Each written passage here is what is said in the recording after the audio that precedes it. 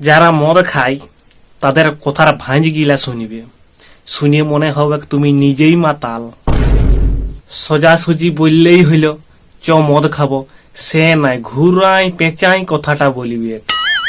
আজকে দমে গরম, চ মদ খাওয়া যাক। ठीक है আজকে দমে ঠান্ডা, চ আজকে মদ খাওয়া যাক। ठीक है আজকে আবহাওয়াটা দুর্বল, চ মদ খাওয়া যাক। ठीक है আজকে সকাল থেকে জল পড়ছে, চ মদ খাওয়া যাক। ठीक है আর পরব পার্বণ তো আছেই, তাইলে ওরা খায় নাই কবে? আর ওরা মুখে বলিবে এক গ্লাস করে খাবো, আর এক গ্লাস করে খাতে খাতে মাংস কষাই কখনই কেনলই উঠে কেনলইটাকে মশলায় মাখাই খাইয়ে দিবে, তা ওরা বুঝতে পারিবে নাই। ঘুরে বলিবে আজকে মাংসটাই মশলা দমে দিয়ে দিয়েছু।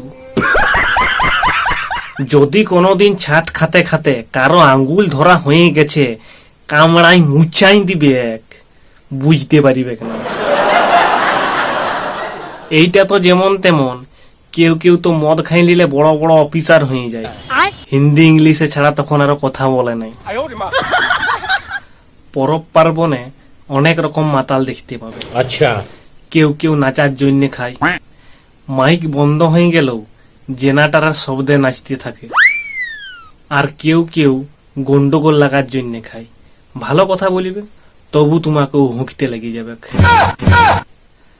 আর কেউ কেউ তো চারদিকে লাতা দেওয়ার জন্য খায়। তোমরা ভাবছো লাতা দেই মানে ভালো মাতাল, আসলে ওইটা লাতা লয়, ওইটা বমি বটে।